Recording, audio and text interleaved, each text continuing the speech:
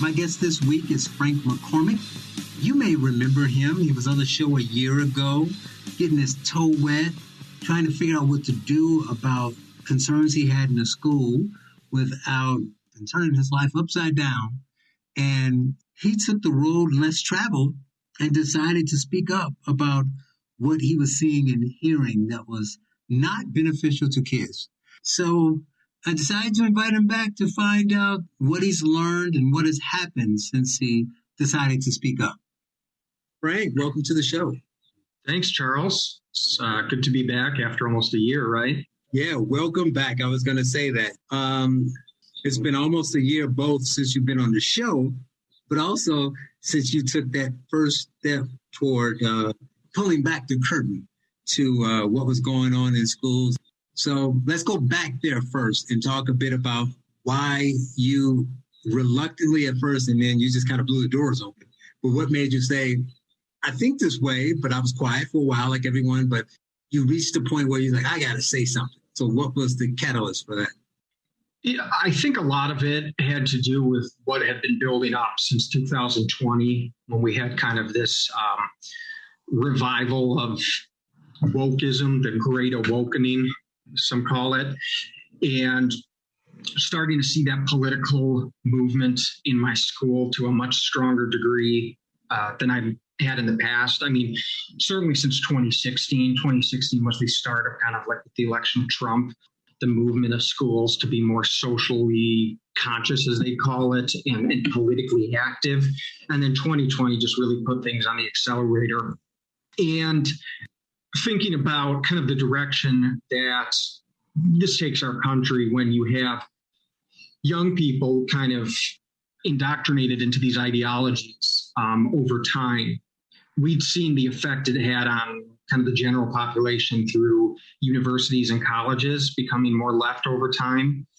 And, you know, it requires a little imagination, but not much, I don't think, to see where this can kind of take us when it starts at a younger age and it becomes more dominant through the school curriculum or through their whatever program they're implementing. And, you know, it's funny, I don't think I knew what I was getting into at first. I think I started it it was almost like a curiosity. Like, I wonder if I just start being conservative openly on social media as a teacher and just start talking about these things. I had anticipated blowback and kind of had that prepared. But once it kind of comes out of the box, you have kind of like two ways to go. I think you either go all in or retreat really quickly and try to like salvage your job, because I think it's hard to straddle kind of a middle line. And so I eventually ended up, going all out because I think I saw what was coming. I knew instinctively where this would go, even if I tried to play it cautiously and, they would go after you eventually. So I said, well, with the time I had left, let's kind of see how much of the curtain I can pull back and how honest I can be and see what happens. Okay, so we'll get to what happened in the aftermath and what you did and things of that nature. But as a bit of a refresher, let's go back over a bit of what you saw, what caused you to speak out against it. Because a lot of people, you have people in these categories, right? It's like 3 or 4 categories. And people think this is all just a political fight, whether they agree with it or not. This is just political posturing, both on the left and the right. So I just put my head down and ignore it. You have some people that think that it's just, a middle ground of history, continuing to teach what they're teaching, but adding in a little historic racial perspective. And what's the harm in that? Some people who think that any opposition to it is racist, and they've been, waiting for this day to come. And some people don't know what to believe. So they hear so much stuff, it's the information age, and they're like, they don't know what to believe. So what did you see that was different from what you were seeing the first, 6 to 8 years you were teaching? Well, there was definitely a cultural shift in the dialogue teachers were having. But really interestingly was what was happening at the top levels. So they had in motion this diversity, equity, and inclusion department and started to see these emails coming out from the top down about kind of changes that were going to come, and, using their coded language, systemic inequality, and make education more equitable and restorative justice. So you just see like this paradigm shift at the top. And I think what kind of set me off was actually when this head of the equity department starts sending out these emails, for every time there's an incident, she has to like make this commentary to all teachers about trauma. She used the word trauma and like what our work is. And so it kind of took on this kind of like missionary tone. And then there was the incident that maybe really pushed me was the Dr. Seuss books, where they asked them to stop using them in class, and they're no longer to be used, and they're going to take them from the libraries and from classrooms, and we're going to make room for more inclusive books.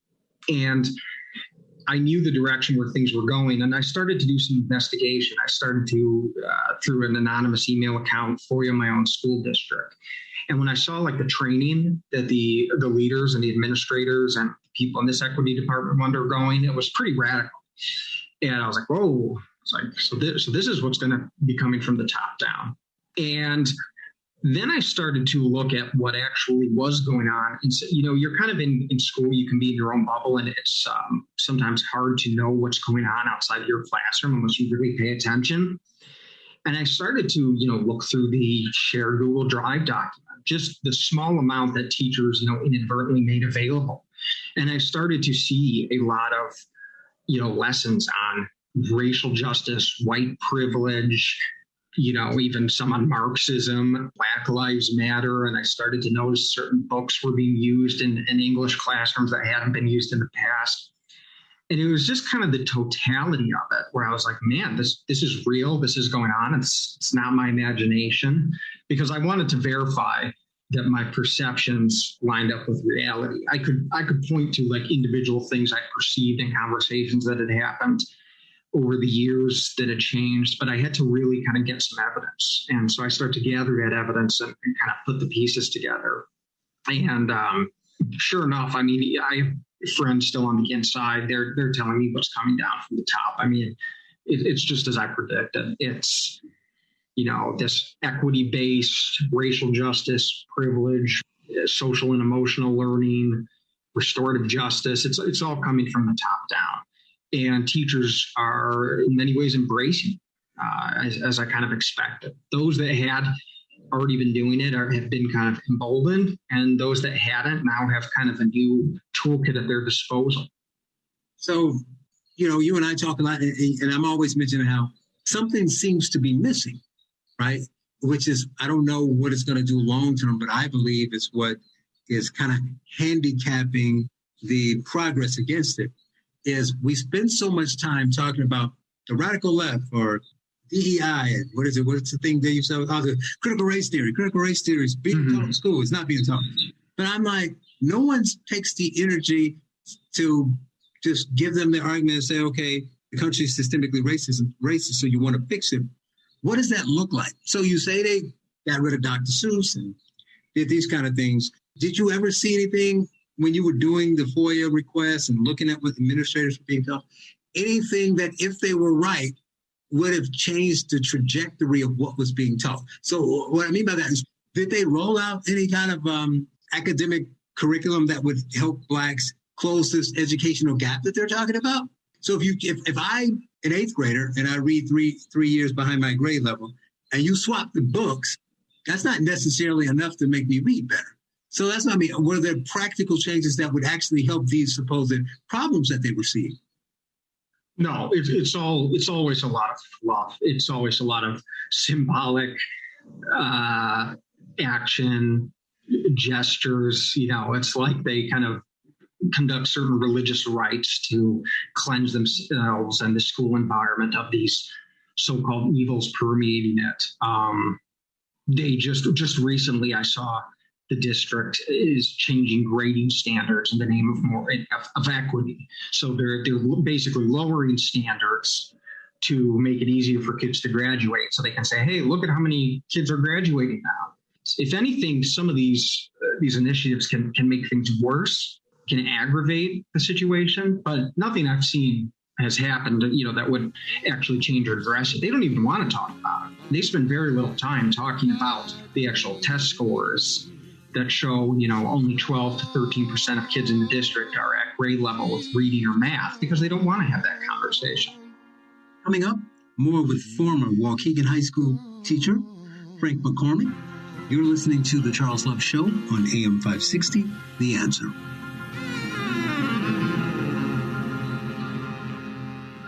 We return to The Charles Love Show on AM 560, The Answer. Once again, here's Charles Love. Are you tired of summer nights in May? Welcome back.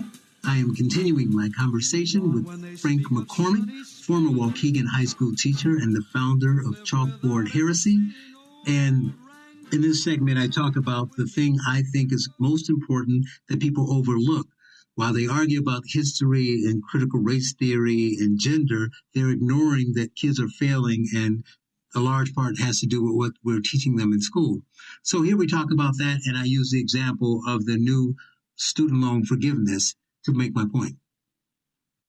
Now, this is what I think is probably the most important piece, both because it's how you fix it if there is a problem, and it branches off and leads to all these other problems. And it's the thing that even the people fighting against it, which is why I speak about it, even the people pushing back against, critical race theory or whatever is being taught, don't talk about it as much. They're starting to more.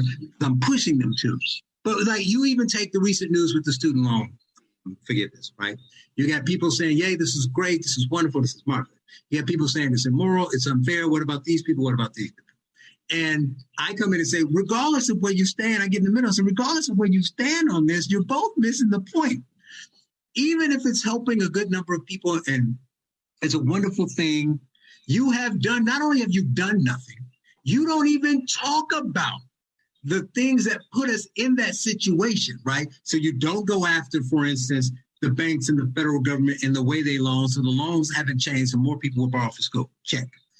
You don't go after why, the root of the reason why tuition is so high across the board, even in state schools. Now, you can beat up Harvard and all that, but they'll leave private schools. State schools have doubled, tripled, quadrupled their tuition. You don't go after that. And the most important thing to me, because I'm a solutions guy, you don't address the fact that a large percentage of people too high and far too many, quote unquote, as you say, Black and brown students get into college because we're pushing them in. We basically say you're a loser if you don't go. I don't care what your GPA was. We'll bump it up and grade inflate to get you in.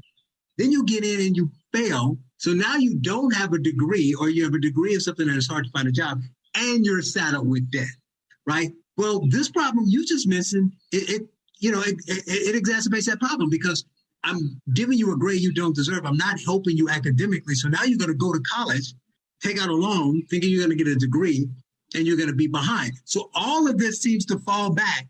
There's a lot of players in it that can get a little bit of the blame, but it all comes back to what we're teaching kids in K through 12, and no one's addressing that. They just say, teach them more history, teach them that slavery was bad, and then they'll do calculus? Well, yeah, I mean, I think the problem I see inherent in this situation you're describing is that these are complex problems with complex solutions, and the political answers are very reductive. And that's what I called out, when I spoke at the board meeting, this was, back in December, and called out the superintendent. I said,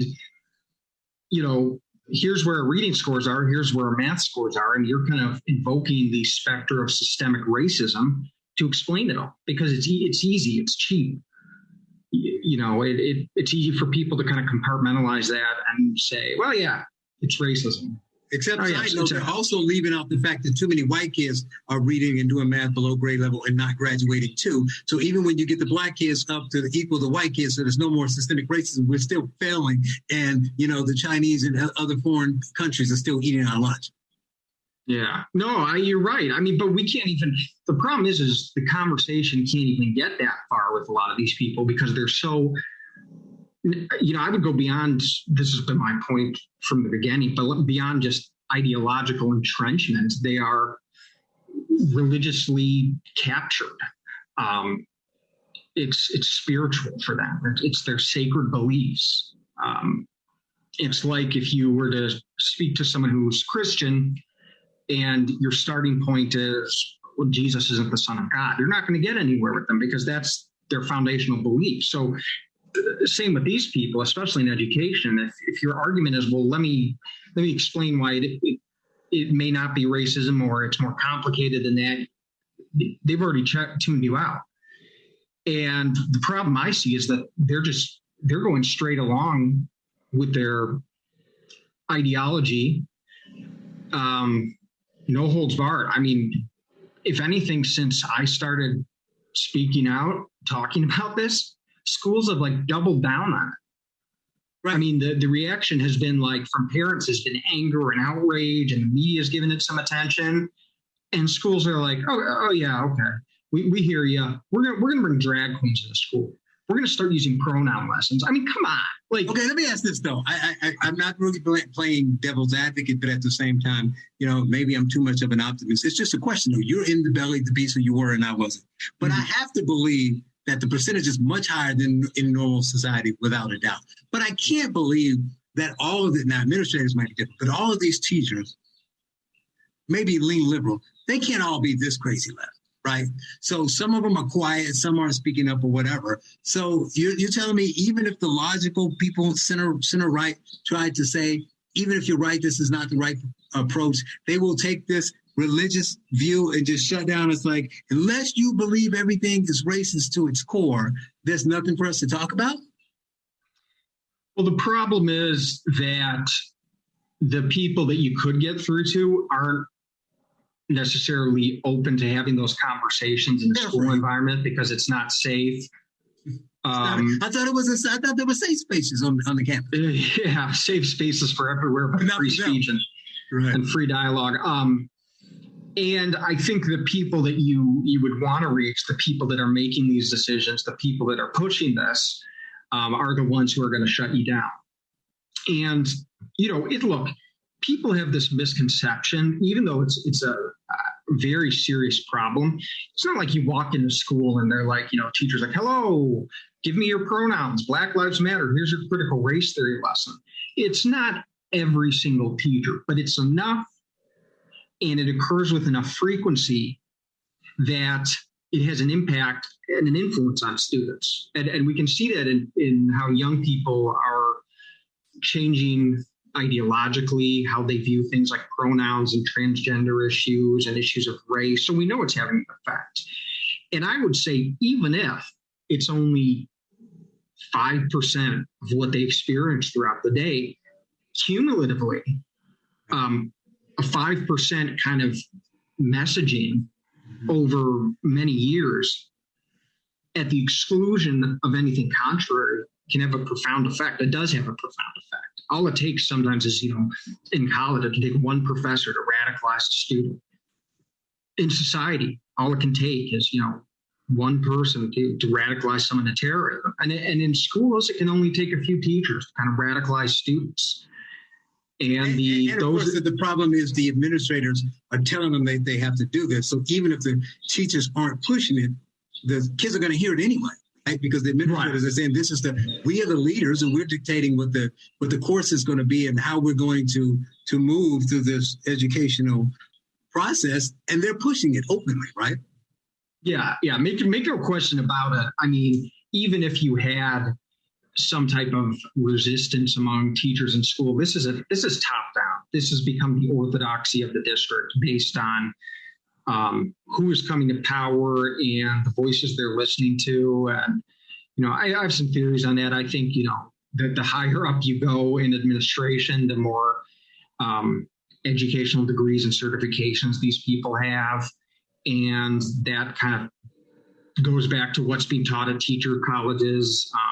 The higher you go up, the more kind of sometimes radical it becomes. And it's enough to where, I mean, look at what happens when you start writing a blog on this. You get someone starts questioning your mental health. People start talking and calling you crazy. I mean, and I'm not the only one. Like there are other teachers left wing that have blogs and that write on Facebook all the time. But the message is very clear. Like, don't vocalize these opinions. Don't say anything to the contrary. It could be enough to just irritate one of the administrators. All of a sudden they start, be really hard on your evaluations are negative. I just happen to take it, to the extreme. I don't know. Look, maybe if I'd done it much more subtly, I could have probably hung out there. But I think that, especially in this environment, once they catch wind of where you stand on these issues, their patience has become exceedingly short with kind of divergent viewpoints. You're not gonna last long, like challenging the idea of equity at a school seminar on equity. They're just not going to tolerate it. Coming up, more with former Waukegan High School teacher and founder of Chalkboard Heresy, Frank McCormick. You're listening to The Charles Love Show on AM 560, The Answer.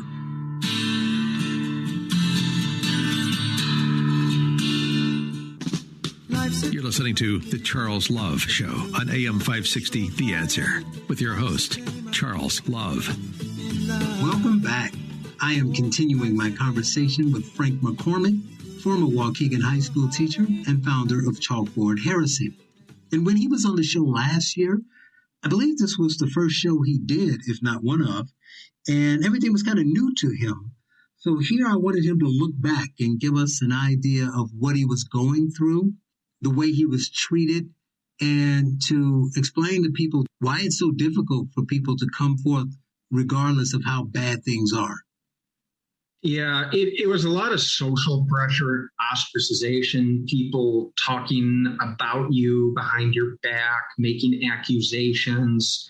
And a few things that stood out to me were you start getting emails to the district from outsiders, like people, activists, or quote unquote concerned citizens will just start being like, hey, you have a teacher here who's saying this, you need to do something. And internally too, teachers will start being like, do you know that one of our colleagues is saying X, Y, and Z on Twitter? And they never really point to anything you specifically say. It's always very vague. He's saying white supremacist things. He's saying racist things. They'll take something you said and stretch it to such a ridiculous kind of proportion that it becomes a joke. But the school board, they were responding to these people. Thank you for contacting us. We're concerned too. One of the board members went to Facebook and actually made a post about me. Said this hate and racism will not be tolerated. And that's something I'm actually pursuing legally now because she had no grounds for it, gave no evidence. She just said I was hate motivated in doing the work of racism. It's a lot of the social pressure is probably the hardest as you can talk to a teacher. It's just it very quickly, everything changes. Did you have those teachers that were close to you? Because you were there almost 10 years, and what those relationships were like? Did they change? Did they just totally go against you? Did they just stop talking to you? Did they sit at the different lunch table? What happened? Yeah, I mean, a lot of it was just, they just stopped talking to you. And they're just suspiciously quiet. Mm-hmm. And you hear from other people that there's back chatter about you. Mm-hmm. Now, on the flip side, though, I started to also make new relationships and new friends with people that were inside that were supporting me, like people that reach out, like, hey, don't say anything. Please don't put my name to this. I'm not gonna even come to your classroom and say hi to you. But I want you to know I support you. I'll spit on you when everybody else is spitting on you, but my spit will be softer and kinder. Exactly. Oh my God. So you got some of that too. I mean, it's definitely disappointing that, this is conservatives by and large. We have a lot of conviction and passion, but many of us, not all, lack a public spine. Mm-hmm. Privately or anonymously on Twitter or Facebook, we're really vocal and good about saying what we're going to say. Mm-hmm. But when it comes to going out in public, there's only a small percentage of people willing to do that. You often hear from conservatives, well, I have a job, and everyone has a job. Everyone has kids. Everyone has a reputation. So the question I always ask, what point are you willing to speak up? You talk about if they come for my guns, I'm ready to go down and fight. but you're ready to get into a firefight with like the government, but you're not ready to like go speak up at your school board meeting. And what are they afraid of? Being called names? They're going to call you names anyway. Right. Well, I think they're afraid of the economic repercussions because that's what the like being terminated. Well, you weren't terminated, right? No, I ended up just resigning. Right. I gave a speech at the board meeting, and I had to make a decision at that point because I did. My boss did tell me, you're probably gonna making a case. They're making a case. They're making a case. I mean, they had already called me in at that point, had their attorney meet with me. Now, Frank, let's be fair. They move at the speed of government. You had 3 more years before they actually. Yeah, I know. You're right. I probably had like for my next evaluation. So maybe if you molested a kid, they get you in a year. Right. But I mean, exactly. You had 3 years. Now they were going to make it miserable, but they weren't firing you for that. Well, who wants to? There's a few things that you have to think of too. I'd kind of gotten to a point where I was like, where else do I have to go with this? I mean, I'm on a train that's on fire, and it's approaching a bridge that's gone out. And so, I've got my family on board with me.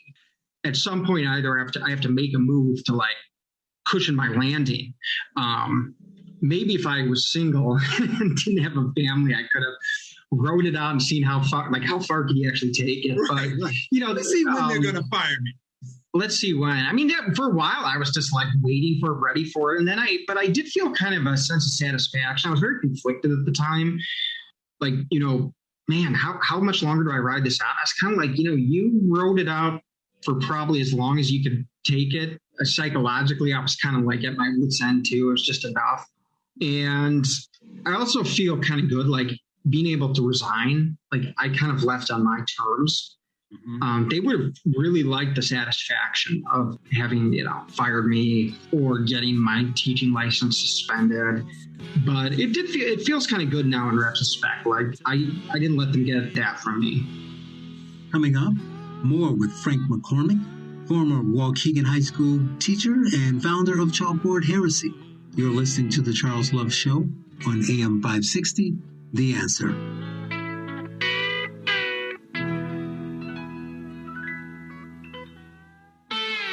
Now, more of The Charles Love Show on AM 560, The Answer, with your host, Charles Love. Welcome back. I am continuing my conversation with Frank McCormick, former Waukegan High School teacher and founder of Chalkboard Heresy. In this segment, I asked him after a year of speaking up how he would assess the performance thus far, people pushing back, the momentum, is it working? And then we talk about what's missing. I talk about the lack of Black parents being involved in what's going on in the failure of schools. And he talks about the radical idea of abolishing public schools. I think that many of us that have been at the forefront of this fight have made things easier in some ways for more people to come forward. We kind of took the initial blowback and we kind of opened the door a little bit. So one thing I've been encouraging is like more people to say something, to be more active at their local level, at their school board, and teachers too. Like, it's like, come on, like if I can do this and Paul Rossi can do what he did, and you have other teachers like Tony Kinnett, or he was an administrator, Ramon Bessinger, like you can take some action now. You can at least object in a meeting, right? And I've seen a lot of like parents like taking some really bold action. There's still a lot of energy. I think this is going to be a really hot issue probably for the next decade. But my concern is it's going to stay a hot issue because schools have doubled down and are holding the line. Not just holding the line, they're going forward. It's complicated because I think it's the most important piece that's missing. I know it's missing because it's the hardest piece to get. But you got teachers, you and others like the people you mentioned are doing a great job of encouraging and making it easier for other teachers to talk about it. And that's important because they know what's going on. They get the emails and the communications from the administrators. They go to the meeting. Then on the other side, you got parents who got to say, this stuff that you're doing to my kids and you're teaching my kids is detrimental. And you're getting some of that, the loud mama. The problem I see is that the majority of them are the suburban white women in the air, right? Mm-hmm. But it's not for the reasons, for the most part, that many believe. Now, they'll say it's because they're white and they don't want to teach history and all this other kind of stuff, and they don't want their kids to hear, about the plight of blacks and things of that nature. The real issue is that what's being done is an affront to education in America, pure and simple. It's failing kids across the board, including black kids. But we haven't found a way to get black parents on board. So the window dressing things, the black parents will either agree with or won't have a big deal with. So you're not really going to draw them in with the black history stuff. But the gender, the let's teach racists, let's teach blacks differently, and the poor academic outcomes, the parents are 100% on board with the mama bear. So if we found a way to get them to understand, forget about lack of better terms, to be upset about the overall academic failings of their schools. I mean, if you say the system is racist, you might not be on our side because we don't say that thing. But if that's what you believe, shouldn't you be on the side of people that's trying to overturn the apple cart? I agree. I think the approach has to be multi-pronged. I mean, I think we do have to be talking about ideology. To me, I mean, that's still one of the most, well, it's bad enough to have a failing semi-functional system, barely functional. Throwing ideology in the mix just makes it poisonous. But for the people that we can't win on that argument, the best way to deal with that is to undermine the public school system and to say that we want to do so because it's such a disaster. Like I maybe a few months ago, I just started saying, you know what? We need to abolish public education. The system is so rotten. It is so corrupt. And I felt that I could say that as a teacher because one of the accusations people make is you're anti-teacher, you're just a crazy homeschool parent. Well, if I'm saying that as someone who was in the system for 12 years, then that gives other people some support, some leeway to say, well, this guy said it, he's a teacher, and maybe some other teachers say it too. But I think we really need to think a lot bigger than just like, hey, charter schools, hey, we're going to get this curriculum changed. This is a big systemic problem of government bureaucracy. And it's like, if you have a communist country and they're running socialist, publicly owned grocery stores, you can try and tweak things, but at some point you just realize no, the system needs to be flipped upside down and you need private solutions. And I think that's where we're at with public education.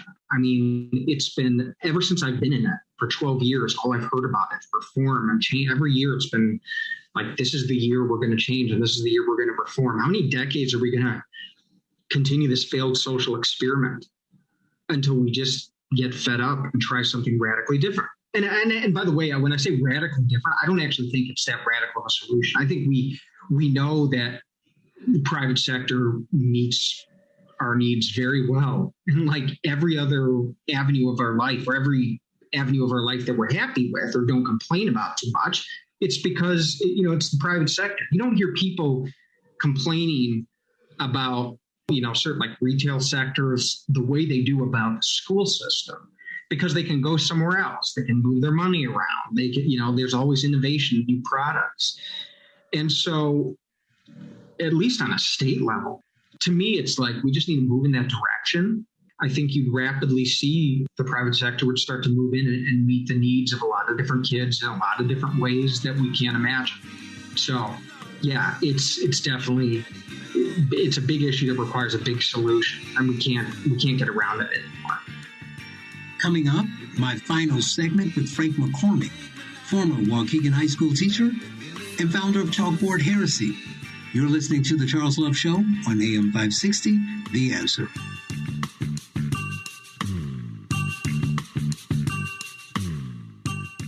The Charles Love Show continues on AM 560, The Answer. Here's Charles Love. Welcome back. I've reached my final segment with Frank McCormick, former Waukegan High School teacher and founder of Chalkboard Heresy. And we continue our conversation from the last segment where he talked about abolishing the public schools and I ask him what many people may say. What about the people who fall through the cracks? What about the people that the private sector can't help? And he answers and tells me how he thinks that will play out. Well, I'd say, first of all, to what degree is that not happening now? I point out the incredible disparities. And I also kind of say, like, look, what do you have to lose about turning over the money to Black families, to Black parents? And sometimes you get, well, what if they don't? Then you can say, well, wait a second.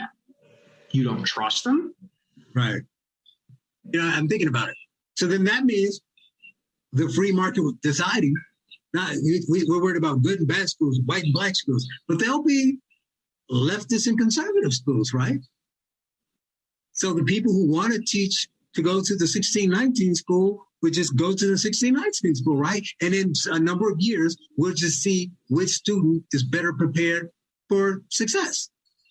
Yeah, there'll be kind of a natural selection process. I actually think that when it comes down to it, most parents will choose academic excellence over ideology. I mean, we've kind of seen, like, go woke, go broke. I think the same thing would happen with schools. I think that, at the end of the day, most parents are going to act in the best interest of their child and choose a school that's performing great academically. And I think the schools that perform great academically are probably going to be less focused on ideology and equity and restorative justice and more on, what works. And we know what works, like direct instruction and more traditional means of education that a lot of— You mean like a teacher in front of the classroom? A teacher in front of the classroom. But should we sit in circles? Phonics instruction. All this stuff. I know. All this white supremacy you're talking about. I know, it's terrible. So, and teachers in front at a board.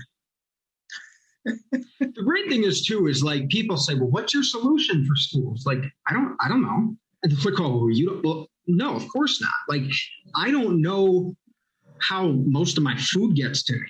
I actually know very little about it. I go to the grocery store and I select what, looks the best at the best price. Just so you know, they're growing in the back. Right, they're growing in the back. And the point is that people that are smarter than me and have spent more time figuring this out will come up with unique solutions. There'll be failure, but they'll be allowed to fail. We won't be subsidizing failed schools. Like where I taught, like in Waukegan Public School 60, which is basically a subsidized failing entity. Mm-hmm. We'll be able to see what works on smaller scales, and we'll be able to replicate that. Right. And, anyone that, like, I don't know why I'm required to have the answer. I'm not calling for central planning. Right. I'm calling for freedom in the marketplace. And the only really exception.